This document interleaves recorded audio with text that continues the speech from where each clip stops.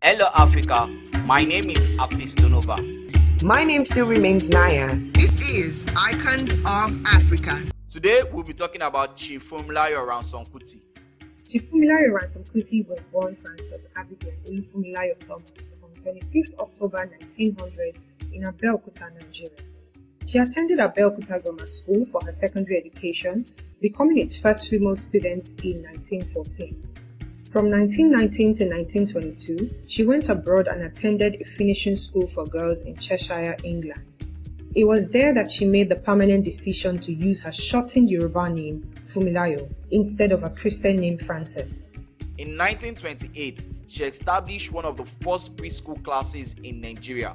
In 1932, Funmilayo had helped establish the Abeokuta Ladies Club. By the 1940s, however, the club was moving in a more political direction. In 1944, she developed a successful campaign to stop local authorities from seizing rights from market women under false pretenses. In 1946, the club was formally renamed the Abeokuta Women's Union, now open to all women in Abeokuta. Funmilayo's first well-known political activity came when she led the AWU in a protest against a tax on women. In Abeokuta, alongside regular taxes for income and water usage, market women were also forced to pay a special tax that went directly to market supervisors, the Alake Ademola II, a local traditional ruler of Abeokuta, who now became part of the colonial administration via indirect rule, had imposed taxes on women after the Egba Native administration had been established in 1914. After a failed appeal to British authorities to remove the current Alake from power and halt the tax, Funmilayo and the AWU began contacting newspapers and circulating petitions.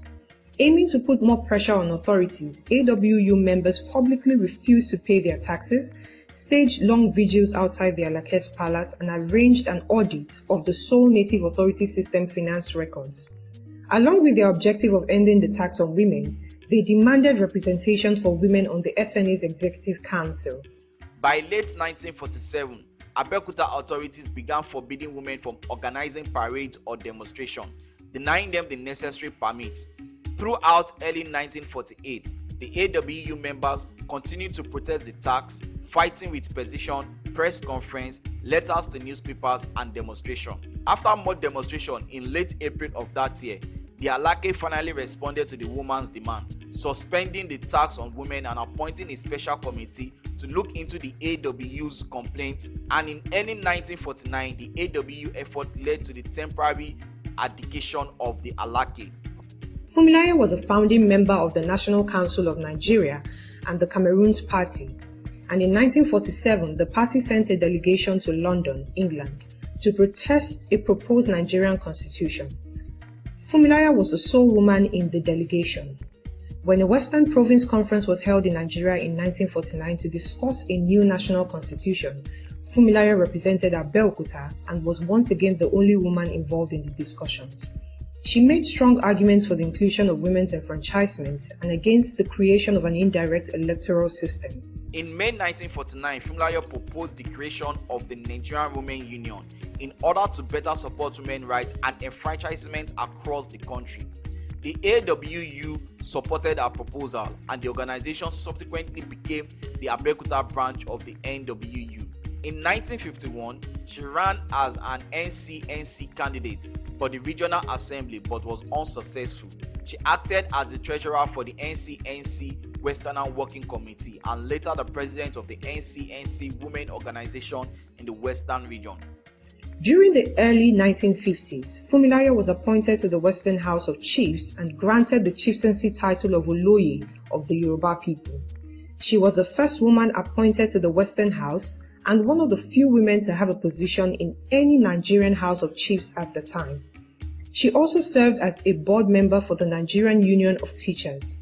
In 1953, Funmilayo organized a conference in Abeokuta to discuss women's suffrage and political representation, and 400 women delegates attended the two-day event.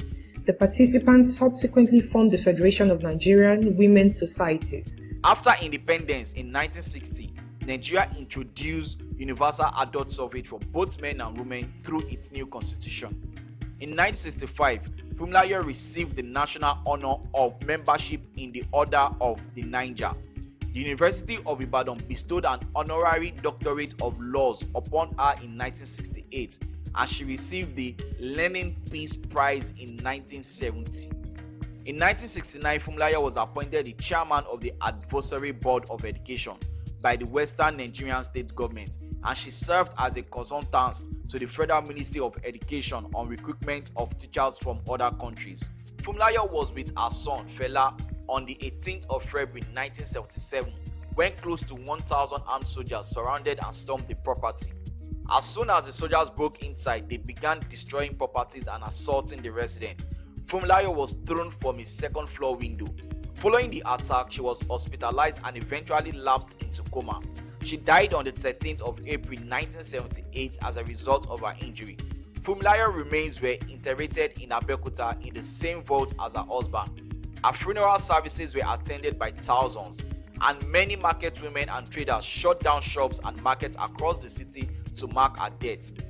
Major Nigerian news outlet published eulogies naming her a progressive revolutionary and a Pan-African visionary. On 25th October 2019, Funmilayo was posthumously honored with a Google Doodle. That's all on today's episode of Icons of Africa. Remember, if you are a fan of this content, kindly hit the like button, leave a comment and subscribe to our channel. Bye-bye.